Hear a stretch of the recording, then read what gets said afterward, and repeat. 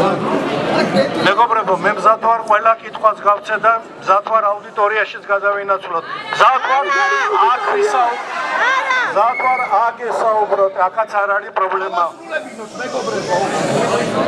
რაც შეეხება მე სპეციალურად ამოვწია 2015 წლის ბიუჯეტიდან რა თანხები წავიდა სტუდენტებზე ზოგადად და რა თანხები წავიდა სტუდენტურ თვითმმართველობაზე.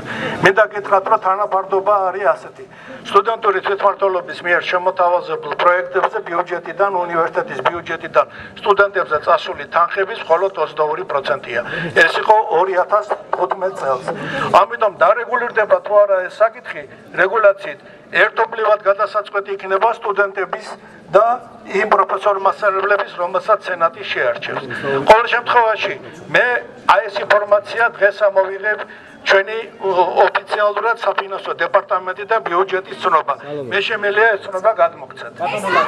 არა, ერთი წუთით, ბატონო ვალოდო. თქვენ ძალიან კარგად იცით, რომ 10 მარტს ერთი წუთით 10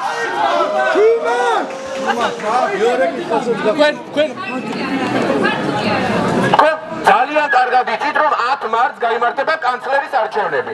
სადაც კანდიდატურად წარმოდგენილი არის სტუდენტური თვითმმართველობის ყოფილი წევრი. ის ადამიანი, რომელიც ყველაზე მძიმე პერიოდში, ყველაზე ბინძურ პერიოდში, აი ამ ინსტიტუტის ერთ-ერთი ფაკულტეტის თავმჯდომარე იყო. მას არასდროს არ გაჩენია პრეტენზია არ სტუდენტების ცემაზე, არ ძალადობაზე, არ პროფესორების უსამართლოდ უნივერსიტეტიდან გათავისუფლებაზე. ეს ადამიანი დღესაც არის იმავე სტუდენტური თვითმმართველობის ფავორიტი უნივერსიტეტის ადმინისტრაციის ხელმძღვანელად, კანცლერად, რომელსაც ექნება უდიდესი რესურსი თავის ხელში 70 მილიონზე მეტი თანხა 23,000 სტუდენტზე ხელმძღვანელობა, რომ გადაწყვიტოს მათი ბედი. რაც ფიქრობთ ამასთან დაკავშირებით და როგორ შეგიძლიათ თქვენ რომ ეს ყველაფერი დაუშვათ? თუ ამ ყველაფერს დაუშვებთ, თქვენ უნდა გადადგეთ.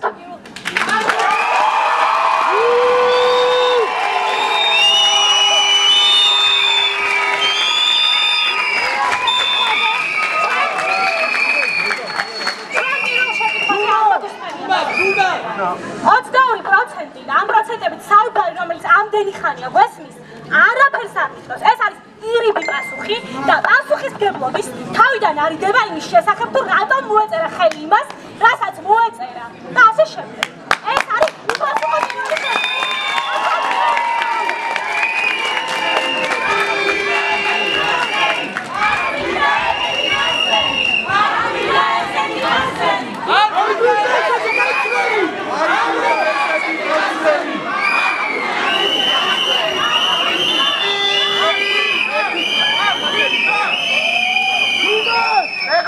მეგობრებო, ძალიან ხოთ პასუხს მოусმინოთ. რექტორი შეუძლია პასუხების გაცემა, მოვისმინოთ რა არგუმენტებია ჩვენს კითხვებზე. მეგობრებო, რაც შეეხება ეს მართლაც სერიოზული პროცესია უნივერსიტეტში კანცლერის არჩევა.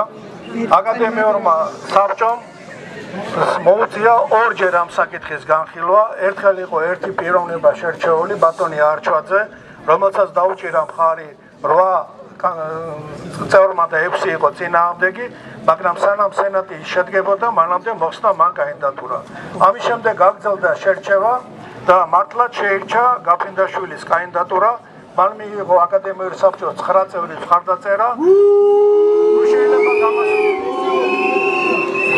შეიძლება ხუთმა წევრმა მისცა წინააღმდეგი, მათ შორის გავხდით მეც და რაც საჯარო დავაფიქსირე როგორც აკადემიური საბჭოს ხდომაზე, ისევე მე ბატონ გიორგი გაფრინდაშვილთანაც ეს პრობლემა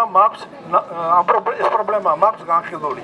სწორედ ეს იყო არგუმენტი, როდესაც საერთოდ არსებობს უდანაშაულობის პრეზუმპცია, მაგრამ როდესაც ადამიანზე არის გარკვეული ეჭვი, ამ ეჭვის პირობებში არის ცუდი, რომ არ მოხდეს უნივერსიტეტის გახლეჩვა.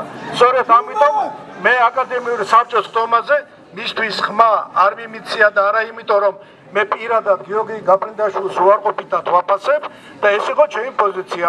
სენატზე როცა იქნება ეს საკითხი განხილული, მე ვაპირებ ზუსტად ის ინფორმაცია, მე დარწმუნებული ვარ სენატის ყველა წევრს რაინტერესებს. და